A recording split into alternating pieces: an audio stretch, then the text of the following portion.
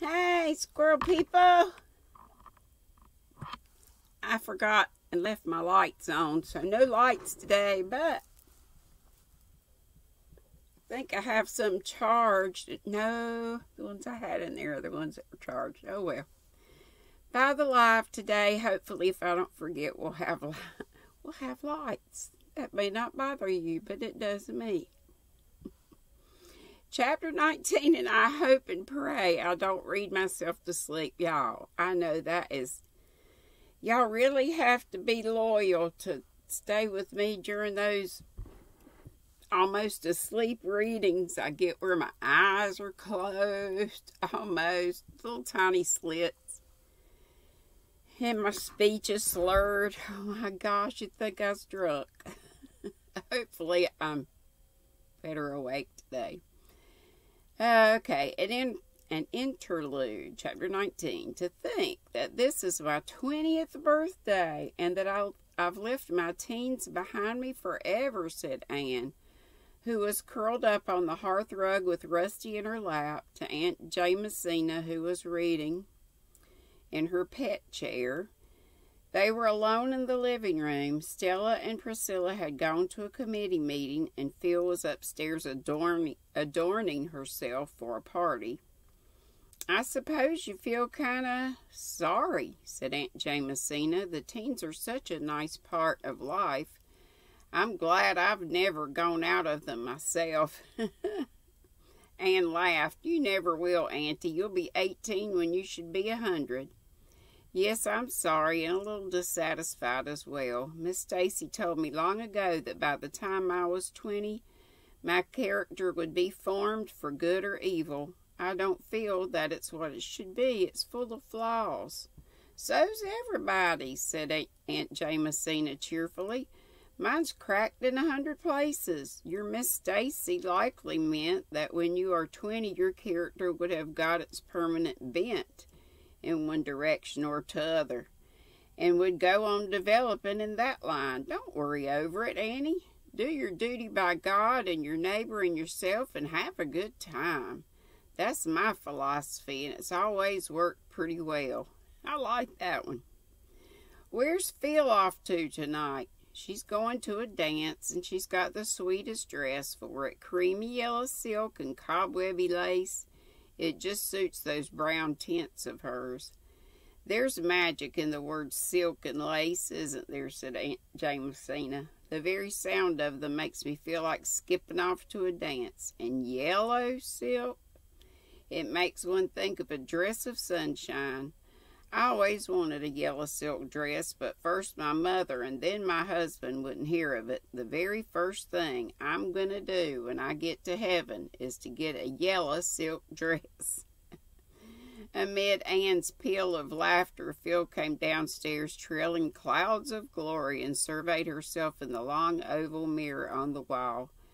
A flattering looking glass is a promoter of amiability, she said.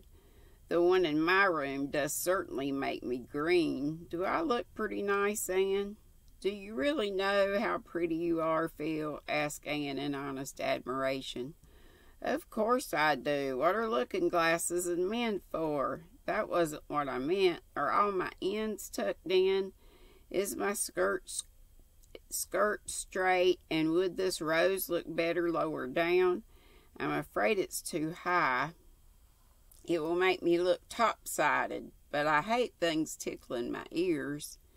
Everything is just right, and that southwest dimple of yours is lovely. And that's one thing in particular I like about you. You're so ungrudging. There isn't a particle of envy in you.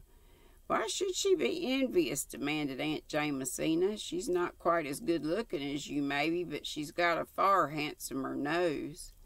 I know it, conceded Phil. My nose always has been a great comfort to me, confessed Anne. And I love the way your hair grows on your forehead, Anne, and that one wee curl always looking as if it were going to drop, but never dropping, is delicious. But as for noses, mine is a dreadful worry to me. I know by the time I'm 40 it will be Bernie. Byrney. And what do you think I'll look like when I'm 40, Ann? Like an old matronly married woman, teased Ann. I won't, said Phil, sitting down comfortably to wait for her escort. Joseph, you calico beastie, don't you dare jump on my lap. I won't go to a dance all over cat hairs. No, Ann, I won't look matronly, but no doubt I'll be married. To Alec or Alonzo, asked Ann. To one of 'em, I suppose, sighed Phil, if I can ever decide which. It shouldn't be hard to decide, scolded Aunt Jamesina. I was born a seesaw auntie, and nothing can ever prevent me from teetering. You ought to be more level-headed, Philippa. It's best to be level-headed, of course, agreed Philippa. But you miss a lot of fun. As for Alec and Alonzo, if you knew them, you'd understand why it's difficult to choose between them. They're equally nice. Then take somebody who's nicer, suggested Aunt Jamesina. There's that senior who's so devoted to you, Will Leslie.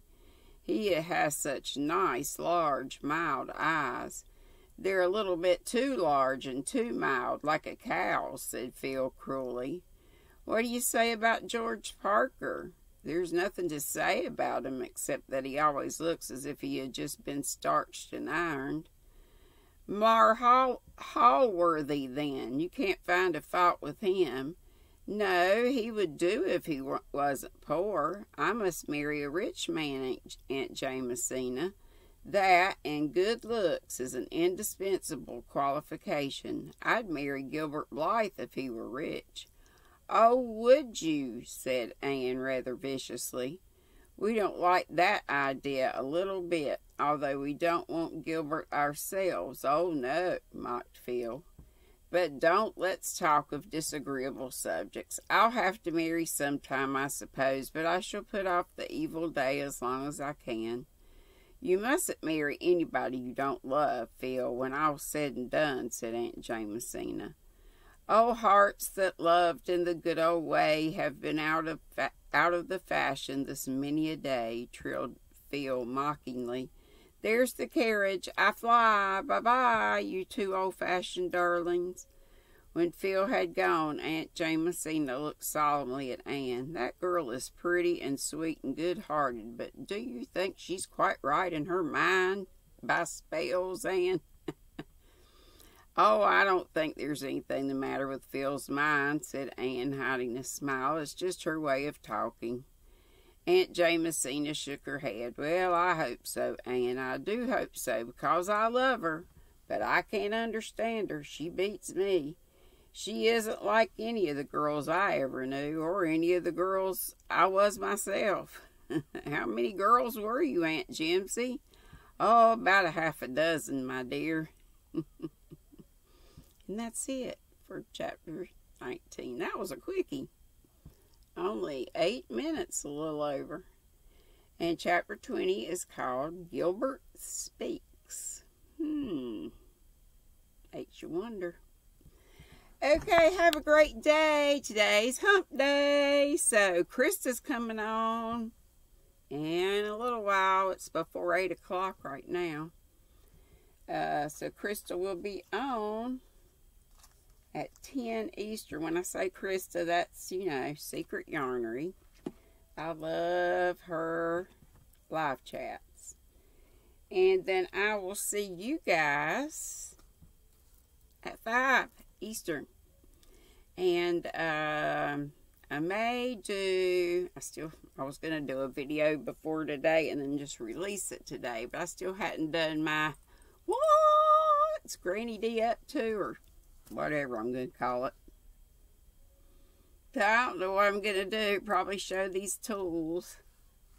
My crotcheting tools. Golly, my furls are all over the place. I guess I'll just have to take them out. But when I take them out, I forget which one goes with what. And I'm the one that makes stitch markers, but I don't have them myself. So let me know when I take one out, to stick the little H or J or whatever on there. Gotta make myself some too. Okay, bye. Be sweet. Don't be ugly. Hope to see you at 5 and also at 10 Eastern at Krista's in a little bit.